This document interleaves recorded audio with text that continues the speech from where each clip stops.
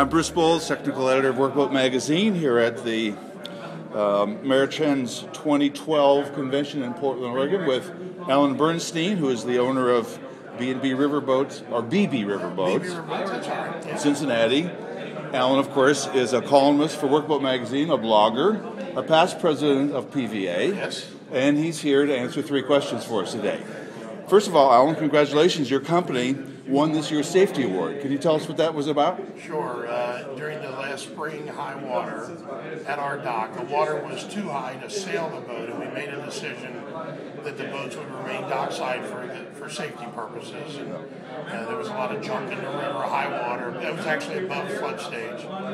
And during that evening, our dock, through the current and wind, broke away. Both boats had full capacity on them, so there were a lot of people there, and our crew reacted to get the boat that broke away tied back in and get the passengers off safely, evacuate them all safely. And that's why the award went to the entire crew, because just about everybody in our company was there working, and we were very happy. As an owner, I'm very happy that our crew did an excellent job and that they were really recognized for the effort that they did. The Coast Guard was there, and it's just a very heartwarming thing and good for the industry to hear that good stories rather than bad stories. Good stories, and congratulations on that. Thank you very much. Second question, what effect, if any, do you see the Costa Concordia accident having on the U.S. passenger vessel industry? I'm one of the U.S. people who really are very critical when the United States Coast Guard takes things that are internationally driven and bring them to the U.S. Regulations, policies, procedures, and I am very hopeful that they will. First of all, we'll have to get through the investigation and get the facts of the case. And then hopefully they will know that that's an international community, not the domestic passenger vessel community. I wanted to say that to the NTSB gentleman who brought up the Costa Concordia, that, there's a big difference between our domestic vessels in the U.S. and international vessels that sail the world. So I'm hopeful that there's some lesson learned, and there's things that we need to learn that they did wrong. Let's learn them and let's put them in. But I'm hopeful that they're going to find that there's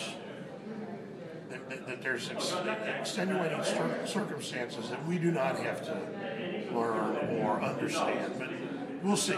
Do you think there'll be any effect on passenger interest in going out, on a cruise? Bruce, because of that issue? That's a really interesting question, and I'm surprised every time there's a big ship, international cruise ship incident, that it doesn't have a bigger effect on their industry. But we answer questions all the time. Now, how are you different than Carnival Cruise Lines? How are you different than Norwegian Cruise? I'm called constantly, even by our press in Cincinnati. How are you different than them? And I said, we're totally different. Yeah. We're American flag, we're American crewed, we're American owned. We do all the laws of the United States. It's really a night and day difference. Night and day. Third question, well, actually, sort of third and a half question. Okay. You have written about the conflict between recreational boaters and commercial mariners as an ongoing issue with some real safety implications involved. What can be done to get recreational boaters, better prepared to deal in the marine environment with commercial vessels?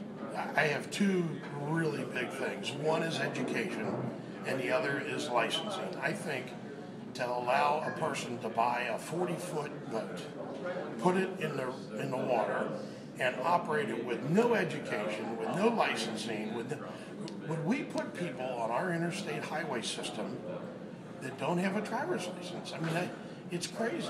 You're putting people out on the water that have no education and have no license, have nothing. It is remarkable to me that we allow that. And educating our casual mariner, I'll call them, or the unprofessional undocumented mariner is key. They've got to know the rules of the road. They have to. How can you expect towboats and passenger boats to interact with pleasure boats if they don't know the rules? Should there be a national standard for the operation of any vessel then? Absolutely, and I think all 50 states ought to adopt it, and that's the real key, and they ought to demand and require education as a component of their licensing, which is almost an automatic. You can't get a license if you don't educate people, but it has to happen. It just, in all the waters of the United States, it's not just rivers, it's not just lakes, it's not just the ocean, it's all waters. Thank you very much. You're welcome. All right, see you next time. All right.